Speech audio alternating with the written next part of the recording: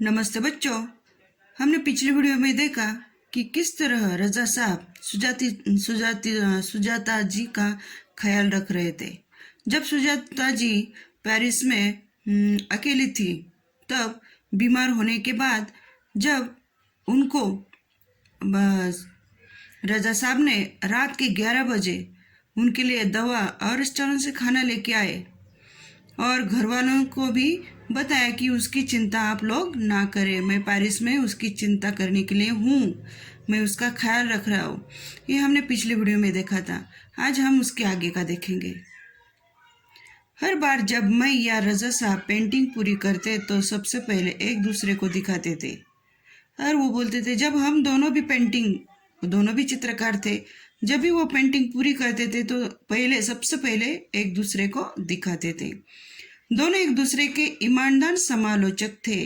अभी ईमानदार बोलो तो सच्चे, समालोचक बोलो तो अच्छी बुरी बातें बताना, जो भी अच्छा गुण बुरा गुण है, जो भी किया है, उन्होंने जो ड्राइंग निकाला है उसके बारे में वो उनके ड्राइंग के अंदर के जो गुण और दोष है वो सच्चे दिल से बताते, अच्छा भी और बुरा भी। हमने मुंबई, लंदन, पेरिस और न्यूयॉर्क के साथ साथ प्रदर्शनियां की, एक पर कभी कोई विवाद नहीं हुआ। अभी वो सुजाता जी बता रही है कि उन्होंने बहुत जगह, मानो तो मुंबई, लंदन, पेरिस और न्यूयॉर्क, ये सभी जगह पे उन्होंने साथ साथ प्रदर्शनियां की। प्रदर्शनियां यानी वो ऐसा एक स्थान रहता है जहाँ भिन्न भिन्न प्रकार की वस्तुएं प्रदर्शन के लिए रखी जाती है, उसे प्रदर्शनियां कहते हैं। तो ये जब मुंबई, लंदन और पेरिस में और न्यूयॉर्क में उन्होंने प्रदर्शनियां लगाई थी, तभी उन दोनों में कभी विवाद नहीं हुआ था। विवाद यानी मतभेद, वो दोनों में कभी झगड़े नहीं हुए थे, मतभेद नहीं हुए थे, तेरा अच्छा मेरा ऐसा, तेरा मेरा अभी कभी हुआ नहीं था। यह उनके स्नेह और अपनेपन के कारण ही था। वो बता रहे कि वो उनका स्नेह था, उनका प्रेम था, अपनापन था, इसके कारण हमारे दोनों में कभी मतभेद नहीं हुए। जो भी अच्छा है अच्छा मानते थे, जो भी बुरा है बुरा मानते थे। तो हिंदी उर्दू तो हमेशा से ही बहुत अच्छी रही है उनकी। सुजाता जी बता रहे कि ये जो रजा साहब है उनकी हिंदी और उर्दू, क्योंकि वो मुस्लिम है ना, तो उनको हिंदी और उर्दू अच्छे से आते थे। अंग्रेजी फ्रेंच भी वे बहुत अच्छी लिखते थे। ये दोनों भाषा के साथ साथ उनको अंग्रेजी और फ्रेंच ये भी बहुत अच्छी लिखने को आती थी।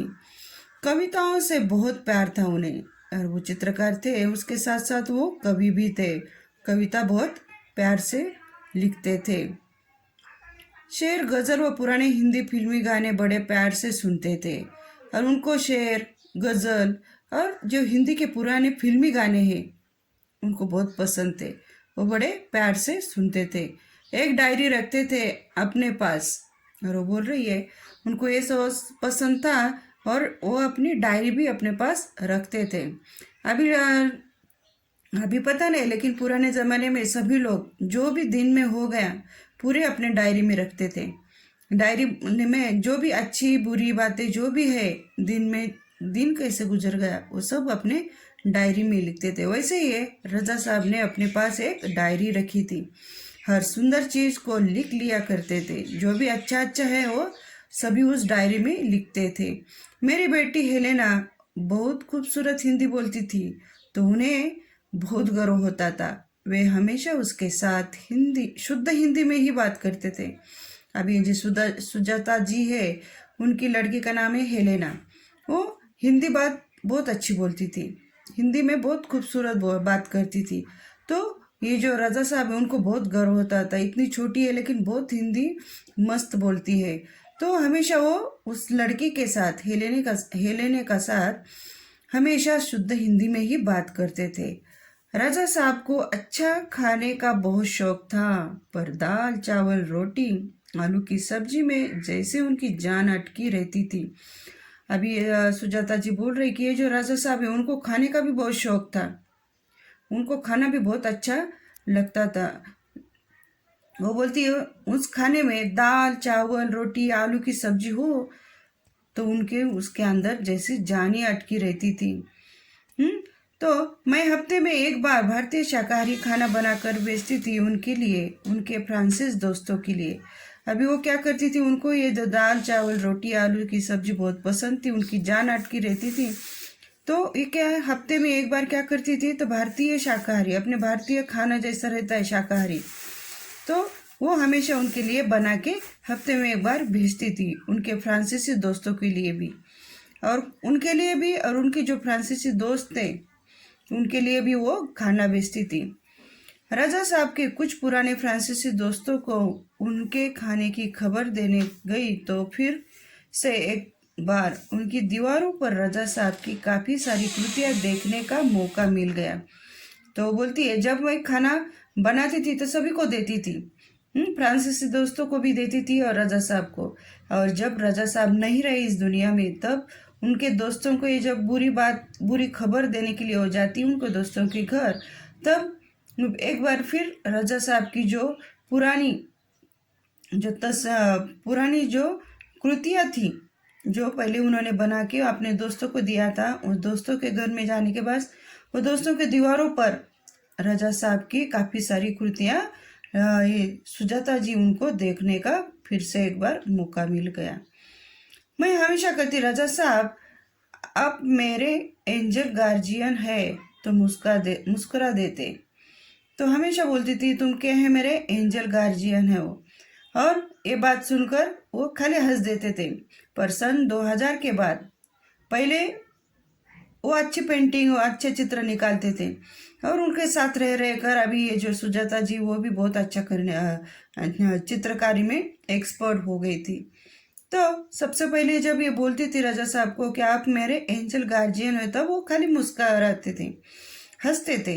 लेकिन सन 2000 के बाद से कहते क्यों, अब हमारी भूमिका बदल गई है, तुम मेरी एंजल गार्जियन हो, अब मैं नहीं। तो सच्चे दिल से वो मानते थे कि सुजाता जी अब तुम भी मेरे जैसा, मेरे से भी अच्छी तुम पेंटिंग, तुम जो चित्रकारी निकाल रही हो मेरे से भी अच्छी है। पहले तो मैं एंजल गार्जियन था, लेकिन अब तुम हो।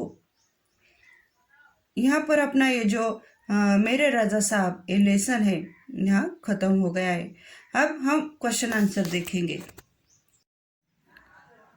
अभी शब्द वाटिका, सबसे पहले शब्द वाटिका लिखना है, और उसके अंदर ये जो शब्द दिए हुए हार्ड वर्ड्स दिए हैं आपको लिखना है।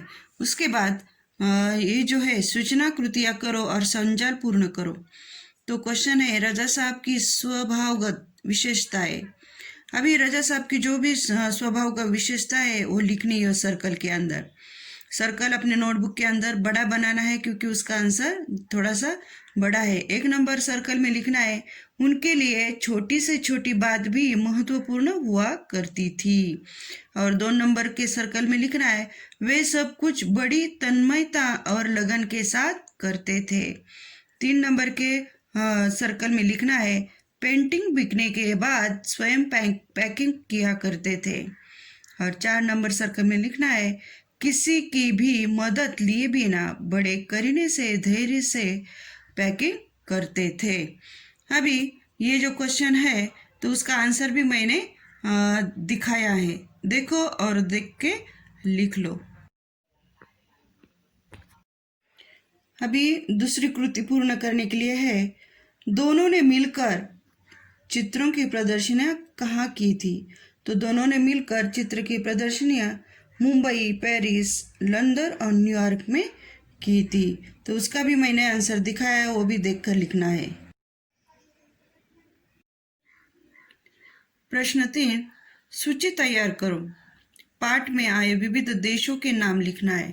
तो इस पाठ के अंदर मुंबई, लंदन, पेरिस और न्यूयॉर्क इस देश का नाम आए हैं। और दूसरा 2 नंबर, पाठ में उल्लिखित विविध भाषाएं। तो कौन सी भाषाएं इधर उल्लिखित की है, तो हिंदी, उर्दू, अंग्रेजी और फ्रेंच, इन 4 भाषा और 4 देश का नाम इधर उल्लिखित किया हुआ है। प्रश्न क्रमांक 4 है, कृति पूर्ण करो। तो खाने की इन चीज़ों में राजा साहब की जान अटकी रहती थी। तो किन चीज़ों में उनकी जान अटकी रहती थी, हमें बताया गया है कि दाल चावल रोटी आलू की सब्जी, इन 4 चीज़ों में उनकी जान अटकी रहती थी, ये हमें दिखाई देता है। तो इसका भी आंसर मैंने दिखाया है, वो देख के लिखना है। उसके नीचे है भाषा बिंदु। भाषा बिंदु में पूछा है कि पाठ्य पुस्तक से 10 वाक्य चुनकर उनमें से उद्देश्य और विधेय अलग करके लिखो। इसका आंसर भी मैंने दिखा है, वो देख के लिखना है। उसके बाद उपयोजित लेखन में है, जहाँ चाह होती वहाँ राह निकल आती है। इस वचन पर आधारित 80 शब्दों तक कहानी लिखना है। मैंने भी एक लिखी हुई कहानी आपको भेजी है, वो देखकर अपने बुक के अंदर लिखना है। उसके बाद आता है मैंने समझा। इस लेसन के अंदर जो मैंने समझाया आपको क्या समझ में आ गया, वो सारांश रूप में आपको नोटबुक के अंदर लिखना है।